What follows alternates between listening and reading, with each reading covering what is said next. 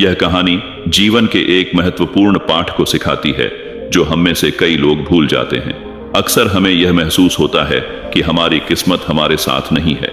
जब हम कोई महत्वपूर्ण कदम उठाते हैं तो अगर कुछ गलत हो जाता है तो हम अपनी किस्मत को दोष देने लगते हैं। हम सोचते हैं कि हमारी किस्मत फटी हुई है और हमारी समस्याएं कभी खत्म नहीं होंगी। हम यह मान लेते हैं कि हमारे जीवन में जो कुछ भी गलत हो रहा है वह हमारी किस्मत की वजह से हो रहा है। कितनी बार ऐसा होता है कि हम किसी काम को करने का प्रयास करते हैं लेकिन उसमें सफल नहीं हो पाते और फिर हम कहते हैं यह मेरे किस्मत में नहीं था और अपने प्रयासों को बीच में ही छोड़ देते हैं। हम खुद को तसल्ली देने लगते हैं कि इसमें हमारी कोई गलती नहीं थी।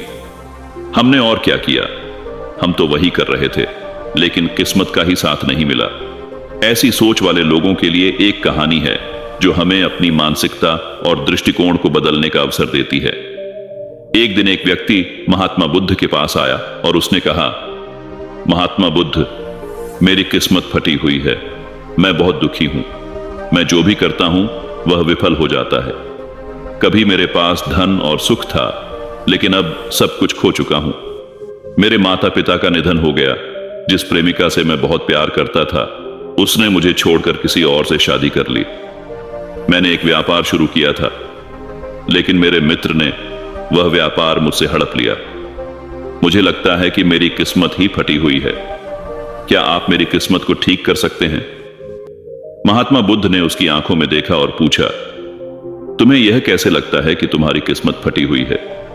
व्यक्ति ने कहा, जो भी करता हूं वह नहीं होता। मेरी किस्मत ही खराब है। कभी मेरे पास सब कुछ था लेकिन अब सब कुछ खो चुका हूं। महात्मा बुद्ध ने कहा, तुम ठीक दिखाई देते हो, तुम्हारा स्वास्थ्य भी ठीक है, तुम्हारे हाथ सलामत हैं और तुम जीवित हो। अगर तुम्हारी किस्मत खराब होती तो शायद तुम मर चुके होते या तुम्हारे अंग भंग हो चुके होते, लेकिन ऐसा कुछ नहीं हुआ है। फिर तुम क्यों कहते हो कि तुम्हारी किस्मत फटी हुई है? व्यक्ति ने कहा, आप नहीं समझ रहे हैं महात्मा, मेरे ऊपर बहुत कर्ज है। लोग रोज मेरे घर आकर मुझे धमकाते हैं मुझे कर्ज चुकाने के लिए। मेरे घर में सब कुछ चला गया है और मुझे अब कोई रास्ता नहीं दिखता। महात्मा बुद्ध ने विचारपूर्वक कहा, तुम्हारी किस्मत अच्छी है क्योंकि तुम जीवित हो और तुम्हारे पास जीवन है। तुम्हारी समस्याएं तुम्हारे लिए अवसर बन सकती हैं अगर तुम उन्हें सही तरीके से देखो। फिर महात्मा बुद्ध ने उस व्यक्ति को नदी के किनारे ले जाकर कहा, यह देखो, इस नदी में अगर मैं एक पत्ता गिरा देता हूं तो वह किस दिशा में जाएगा? व्यक्ति ने कहा, वह पत्ता नदी की धारा के साथ बह जाएगा। महात्मा बुद्ध ने कहा, बिल्कुल सही, अब बताओ इस पत्ते की किस्मत किसके हाथ में है? व्यक्ति ने कहा, यह किस्मत नदी के हाथ में है, वह इसे जहां चाहे ले जा सकती है। महात्मा बुद्ध ने कहा, लेकिन यह पत्ता मेरे हाथ में है, मैं इसे नदी में डाल सकता हूं या फिर इसे रोक सकता हूं। तुम्हारा जीवन भी तुम्हारे हाथ में है, तुम अपनी समस्याओं को अवसर में बदल सकते हो। फिर महात्मा बुद्ध ने पत्ते को हवा में छोड़ दिया। पत्ता उड़कर नदी में गिर गया। महात्मा बुद्ध ने कहा, देखो, इस पत्ते को अब हवा में उड़ने का आनंद मिल रहा है।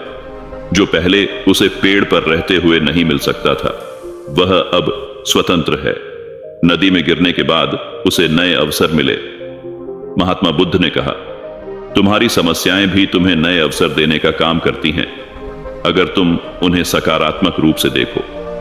व्यक्ति ने महात्मा बुद्ध की बातों को समझा और उसने महसूस किया कि वह अपनी समस्याओं पर ध्यान केंद्रित करके खुद को सीमित कर रहा था। अब उसने यह समझा कि समस्याओं का समाधान ढूंढने के लिए उसे अपना दृष्टिकोण बदलना होगा। कहानी का संदेश यह है कि हमारी किस्मत हमारे हाथ में होती है। हम अपनी जिंदगी की दिशा खुद तय करते हैं। जब हम समस्याओं को एक अवसर के रूप में देखते हैं तो हम आगे बढ़ सकते हैं और अपनी किस्मत को सुधार सकते हैं। यह कहानी हमें यह सिखाती है कि हम जिन चुनौतियों का सामना कर रहे हैं वे हमें कुछ नया करने का मौका देती हैं।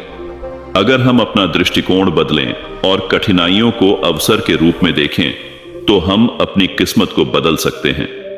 अगर आपको यह वीडियो पसंद आया हो तो लाइक करें, चैनल को सब्सक्राइब करें और बेल आइकन दबाना न भूलें ताकि आपको हमारे अगले वीडियो की जानकारी सबसे पहले मिल सके। नमो बुद्धाय।